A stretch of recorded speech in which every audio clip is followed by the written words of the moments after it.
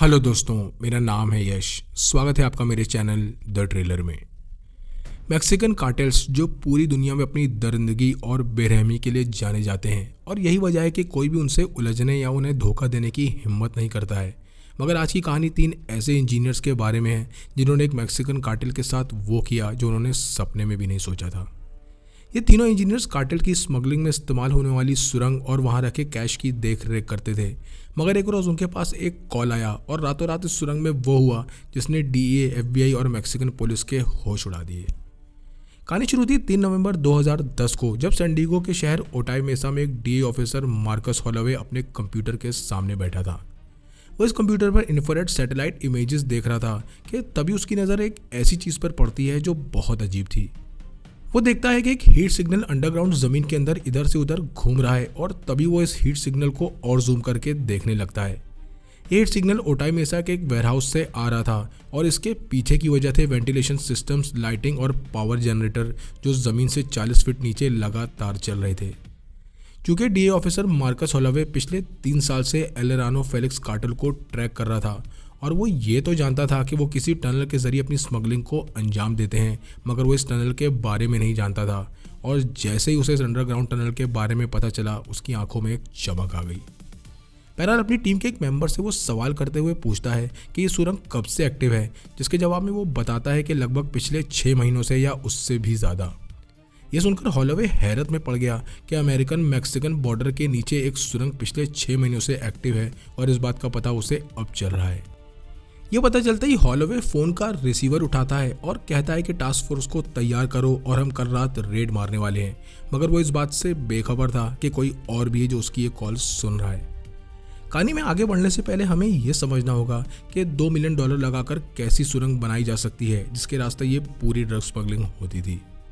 ये सुरंग लगभग 2100 फीट यानी 600 मीटर लंबी थी, और ये सुरंग 2 वेयरहाउसेस को जोड़ती थी, जिसमें एक सुरंग मेक्सिको के टिहुआना में थी और दूसरी अमेरिका के ओटाई मेसा में। ये दोनों वेयरहाउसेस बिल्कुल बॉर्डर से लगे हुए थे, जिसमें सुरंग के जरिए ड्रग्स एक वेयरहाउस से दूसरे वेयरहाउसेस पहुंचाया जाता था।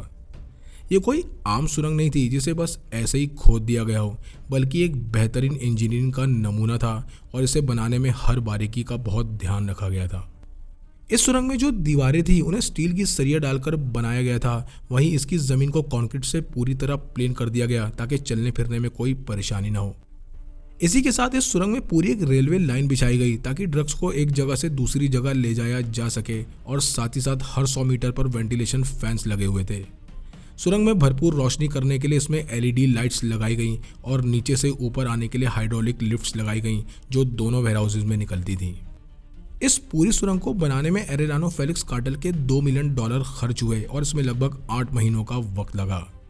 जिन इंजीनियर्स ने सुरंग को बनाया था वो इसके स्पेशलिस्ट थे, जिसमें माइनिंग इंजीनियर्स और कंस्ट्रक्शन वर्कर्स से लेकर इलेक्ट्रिशियंस तक शामिल थे। वो सभी इस काम में माहिर थे कि कैसे एक अंडरग्राउंड टनल को बनाना है, और वो भी बिना कोई सुराग छोड़े। हर इंजीनियर को यह सुरंग बनाने के लिए $50,000 मिल रहे थे, जो उनकी ज़िंदगी बदलने के लिए काफ़ी थे, और यही वजह थी कि वो सभी कार्टेल के लिए बहुत वफादार थे। हालांकि इंजीनियर्स को इतने ज़्यादा पैसे देने का एक नुकसान भी था, और वो ये था कि इन इंजीनियर्स को ये समझ आ गया कि ये सुरंग और जिस चीज़ की वो रखवाली कर रहे हैं वो बहुत कीमती है। बहरहाल इंजीनियर्स को ये पता चल गया कि ड्रग स्मगलिंग से कमाया हुआ $22 मिलियन कैश डफल बैग्स में रखा है, जिसकी पहरेदारी 2 कार्टेल मेंबर्स करते हैं। ये सारा कैश मैक्सिको में टिहुआना के वेयरहाउस जाने के लिए पूरी तरह तैयार रखा था, जहां इस कैश की काउंटिंग होनी थी और फिर इसे डिस्ट्रीब्यूट कर दिया जाता। इस पूरे कार्टेल ने अपना एक सिस्टम बनाया हुआ था कि वो हर 2 हफ्तों में ड्रग स्मगलिंग से कमाया हुआ कैश टनल के जरिए एक वेयरहाउस से दूसरे वेयरहाउस भेजते थे। इस पूरे सिस्टम की वजह से ड्रग्स अमेरिका में पहुंचा दिया जाता और सारा कैश टनल के जरिए मैक्सिको पहुंच जाता। मगर तभी 3 नवंबर 2010 को एक इंजीनियर के पास एक फ़ोन कॉल आया जिसने सब कुछ बदल दिया। 3 नवंबर की सुबह 6:15 पर इस इंजीनियर के घर का फ़ोन बजने लगता है।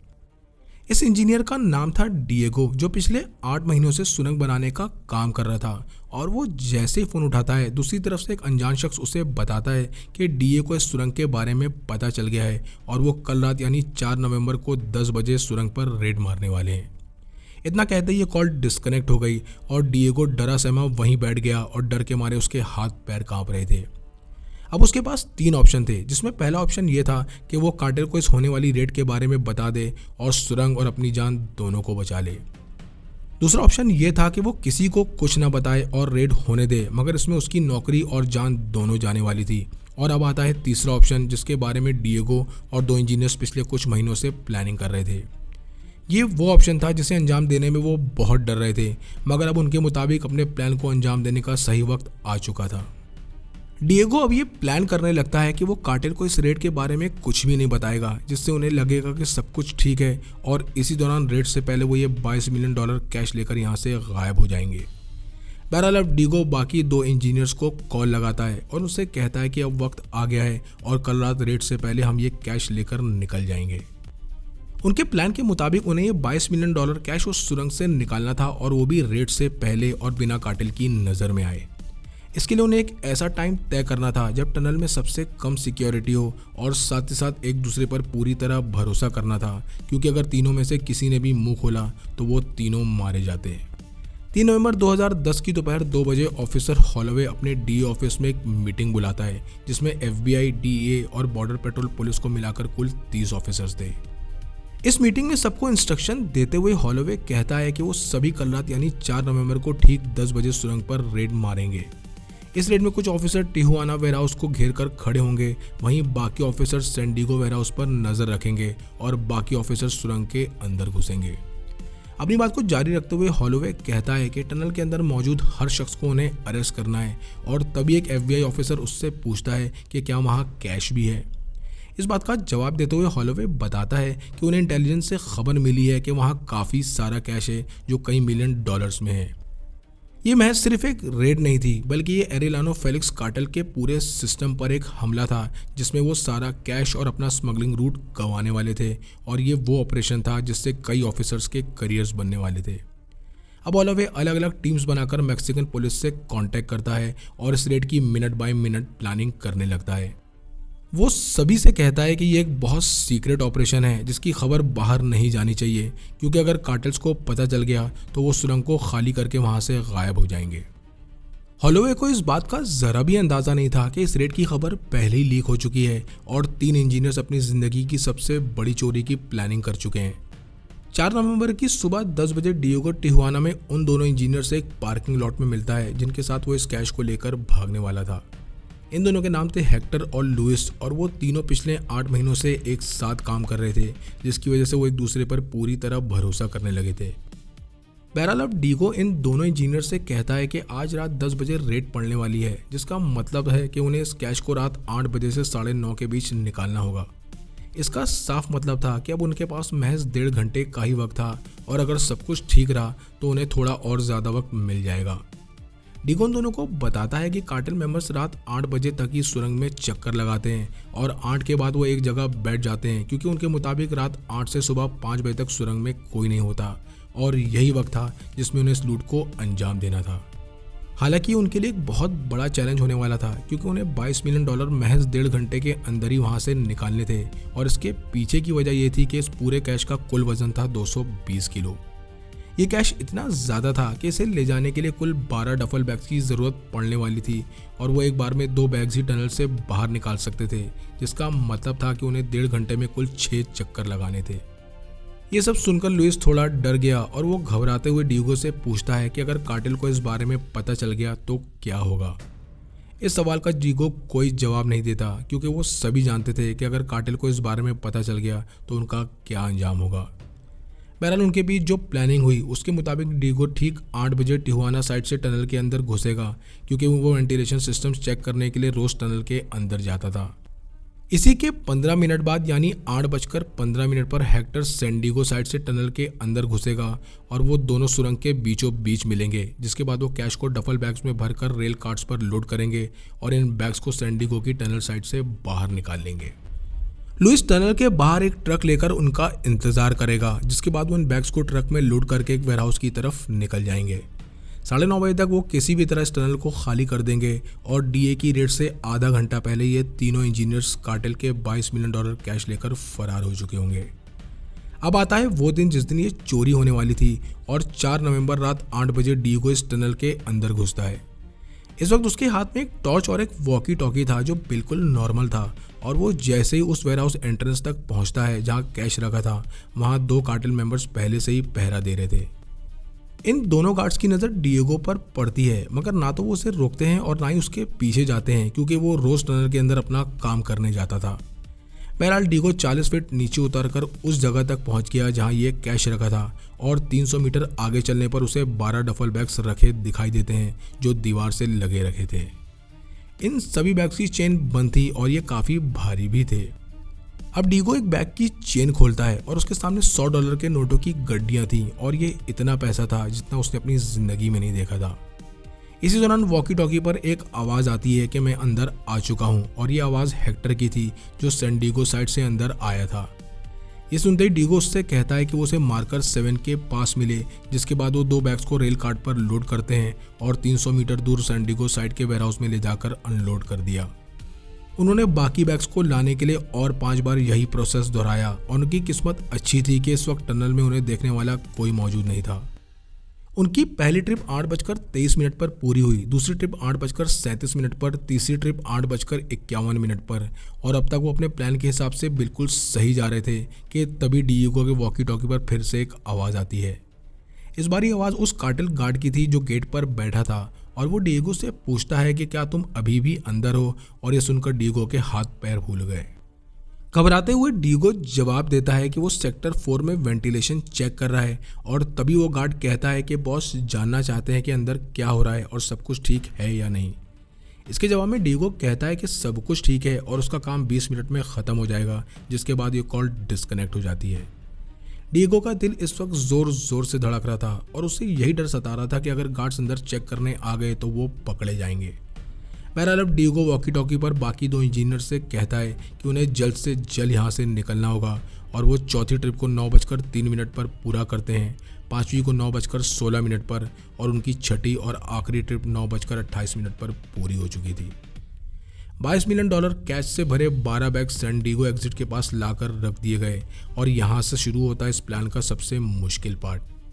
क्योंकि बॉर्डर पेट्रोल पुलिस ने रेड के लिए जगह जगह सिक्योरिटी टाइट कर दी थी, और द लुइस भी ट्रक लेकर ऊपर उनका इंतजार कर रहा था, इसीलिए डिएगो और हेक्टर इन बैग्स को हाइड्रोलिक लिफ्ट्स में लोड करके ऊपर भेजते हैं, और फिर खुद भी इस लिफ्ट के जरिए ऊपर आ जाते हैं। वो दोनों ऊपर सैन डिएगो वेयरहाउस में निकलते हैं जहाँ लुइस ट्रक के साथ खड़ा था, और वो तीनों फटाफट इन बैग्स को ट्रक में लोड करना शुरू कर देते हैं। महज 90 सेकंड के अंदर उन्होंने 12 बैग्स ट्रक में लोड कर दिए, और 9:31 पर लुइस ये ट्रक लेकर बाहर निकल गया। डिएगो और हेक्टर ने बाहर निकलने से पहले टनल के एंट्रेंस को लॉक किया, सारे फिंगरप्रिंट्स साफ किए, और डीए के पहुंचने से आधा घंटा पहले वो सभी अलग अलग रास्तों पर निकल गए। डिएगो टिजुआना में कहीं छुप गया, और वहीं हेक्टर सैन डिएगो में कहीं गायब हो गया, और लुइस उनके तय हुए वेयरहाउस पर यह ट्रक लेकर पहुंच गया। रात 9:45 तक ये सुरंग पूरी तरह खाली हो चुकी थी, और ये कैश गायब हो चुका था, मगर किसी को कुछ भी पता नहीं चला। रात ठीक 10 बजे हॉलोवे अपनी पूरी टीम के साथ इस पूरे वेयरहाउस को चारों तरफ से घेर लेता है, और उनके हाथों में ग्रेनेड और बैटरिंग रैम्स थे। कुल 30 ऑफिसर्स वेयरहाउस के अंदर घुसते हैं और टनल एंट्रेंस से होते हुए नीचे 40 फीट अंडरग्राउंड में उतर जाते हैं। वो सभी अपनी गन्स ताने आगे बढ़ रहे थे, इस उम्मीद में कि हमला कहीं से भी हो सकता है, मगर उन्हें कुछ नहीं मिला। वो देखते हैं कि टनल पूरी तरह खाली है, ना तो इसमें कोई लोग थे, ना ही ड्रग्स था, और ना ही कोई कैश। हॉलोवे आगे बढ़ते हुए इस पूरी टनल को देख रहा था जो 2100 फीट लंबी थी, और ये एक बेहतरीन इंजीनियरिंग की मिसाल थी, जिसमें वेंटिलेशन, लाइटिंग से लेकर रेल ट्रैक्स भी थे जो पूरी तरह ऑपरेशनल थे। ये देख हॉलोवे कहता है कि वो टनल के चप्पे चप्पे की छानबीन करें, और उन्हें कुछ न कुछ तो ज़रूर मिलेगा। बहरहाल ये छानबीन अगले 3 घंटों तक चली, जिसमें उन्हें दीवारों पर हथौड़ियों के निशान मिले और ज़मीन पर रेल कार्ट्स टायर्स के निशान मिले, मगर वहाँ ना कोई ड्रग्स था और ना ही कोई कैश। उधर टिजुआना की एंट्रेंस साइट पर भी मैक्सिकन पुलिस को एक वेयरहाउस और एक टनल मिली, मगर उसके अंदर कुछ भी नहीं था। अब तक रात के 1 बज चुके थे, और हॉलोवे सुरंग के बीचों बीच खड़ा होकर ये समझने की कोशिश कर रहा था कि आखिर इस सुरंग में हुआ क्या है। वो अपने एक ऑफिसर से कहता है कि शायद हमारे आने की खबर उन्हें पहले ही मिल गई थी, लेकिन अगर ऐसा था तो उन्होंने सुरंग गिराई क्यों नहीं। इस बात का किसी के पास कोई जवाब नहीं था, क्योंकि सभी ये मानकर चल रहे थे कि कार्टेल यहाँ से कैश लेकर भागा है, जबकि सच्चाई कुछ और थी। बहरहाल वो अपनी एक रिपोर्ट बनाते हैं जिसमें ये लिखा गया कि उन्हें टनल मिल गई है और वो इसकी छानबीन कर रहे हैं, मगर इस रिपोर्ट में ये कहीं नहीं लिखा गया कि यहाँ से $22 मिलियन कैश गायब हो चुका है जो एरेलानो फेलिक्स कार्टेल का था। ये कैश इतनी सफाई से गायब किया गया कि डीओ को भी लगने लगा कि यहाँ कोई कैश था ही नहीं। अब आता है इस लूट के बाद का अगला दिन यानी 5 नवंबर 2010 और इसी सुबह 8 बजे कार्टेल मेंबर्स टनल के पास पहुंचते हैं और उन्हें पता चलता है कि यहाँ डीए की रेड हुई है। इसी के साथ साथ उन्हें यह भी पता चला कि $22 मिलियन कैश गायब हो चुका है और ये बात जब कार्टेल बॉस को पता चली तो उसका पहला सवाल यही था कि इस रेड के बारे में कौन कौन जानता था। इसके जवाब में दूसरा मेंबर बताता है कि इस रेड के बारे में मैक्सिकन पुलिस, अमेरिकन डीए और उन इंजीनियर्स को पता था जो इस टनल के मेंटेनेंस संभालते थे। मैं 24 घंटों के अंदर पूरा कार्टेल ये जानना चाहता था कि आखिर डिएगो, हेक्टर और लुइस हैं कहाँ। डिएगो को आखिरी बार 4 नवंबर को टिहुआना क्रॉस करते देखा गया था और उसके बाद से उसका कोई पता नहीं है। ना तो उसके नंबर से किसी को कॉल किया गया और ना ही उसका क्रेडिट कार्ड इस्तेमाल हुआ और वो पूरी तरह गायब हो चुका था। सैन डिएगो में डीए ने जब हेक्टर के घर पर छापा मारा तब वो भी वहाँ नहीं था और घर का पूरा रेंट देकर वो अपना सामान लेकर वहाँ से निकल चुका था। लुइस का ट्रक एक सुनसान जगह पर खड़ा मिला, मगर ना तो उसमें कोई फिंगरप्रिंट थे, ना डीएनए, और उसमें से सारा कैश भी गायब था। महज 24 घंटों के अंदर 3 इंजीनियर्स $22 मिलियन कैश के साथ गायब हो चुके थे, जिसके बाद कार्टेल बॉस अलग अलग लोगों को उन्हें ढूंढने भेज देता है। इन तीनों इंजीनियर्स के सर पर कई लाख डॉलर का इनाम रखा गया और साथ ही साथ उनकी फैमिलीज को भी डराया धमकाया गया, मगर कोई नहीं जानता था कि वो तीनों आखिर गए कहाँ। अब डीए एक थ्योरी बनाना शुरू करती है कि डिएगो, हेक्टर और लुइस को इस रेड के बारे में पहले से ही मालूम था और उन्होंने इस रेड से पहले ही सारा कैश सुरंग से निकाला और फिर गायब हो गए। मगर सबसे बड़ा सवाल ये था कि आखिर वो सब गए कहाँ। पहली थ्योरी ये थी कि वो तीनों सेंट्रल अमेरिका में ग्वाटेमाला भाग गए होंगे, क्योंकि यहाँ फेक आइडेंटिटी खरीदना काफ़ी आसान था और इस देश की अमेरिका से एक्स्ट्राडिशन ट्रीटी भी नहीं थी। दूसरी थ्योरी ये थी कि वो तीनों कार्टेल के हाथ लग गए होंगे, जिसके बाद कार्टेल ने उन्हें मारकर उनकी बॉडीज को गाड़ दिया होगा और अपने पैसे ले लिए होंगे। तीसरी थ्योरी ये थी कि वो तीनों एक नई पहचान के साथ अपनी ज़िंदगी कहीं गुजार रहे होंगे जिसके बारे में कोई नहीं जानता। ये पूरा $22 मिलियन कैश तीनों के बीच बराबर से बटा, जिसमें हर एक के हिस्से में $7.3 मिलियन आए और ये काफ़ी था हमेशा गायब होने के लिए। ना तो डीए के हाथ कभी कोई बॉडीज़ लगी, ना वो कभी किसी को गिरफ्तार कर पाए और ना ही कभी कोई पैसे उनके हाथ लगे। बहरहाल डीए के मुताबिक ये उनका एक सक्सेसफुल मिशन साबित हुआ, जिसमें उन्होंने एक बहुत बड़ा स्मगलिंग रूट यानी टनल को बंद कर दिया। एरेलानो फेलिक्स कार्टेल के लिए एक बहुत बड़ा नुकसान और बहुत बड़ी हार थी, जिसमें उन्हें $22 मिलियन कैश के साथ साथ अपना स्मगलिंग रूट भी गंवाना पड़ा। 4 नवंबर की रात ने डिएगो, हेक्टर और लुइस की जिंदगियां हमेशा के लिए बदल दी, क्योंकि इस रात उन्होंने अपनी ज़िंदगी की सबसे बड़ी और परफेक्ट चोरी को अंजाम दिया। इस टनल को सन 2011 में पूरी तरह सील कर दिया गया, जिसमें कंक्रीट की दीवारों से इसके एंट्रेंस को बंद कर दिया गया। हालांकि ये सुरंग तो बंद कर दी गई, मगर इसमें बिछाई railway line, LED lights, ventilation systems आज भी मौजूद हैं, लेकिन इसमें से कुछ भी अब काम नहीं करता। और उस रात सिर्फ 3 लोग थे जो ये जानते थे कि उस सुरंग में क्या हुआ था। आपको ये कहानी कैसी लगी कमेंट सेक्शन में लिखकर ज़रूर बताएं। चैनल को लाइक और सब्सक्राइब करें। मिलते हैं नेक्स्ट वीडियो में।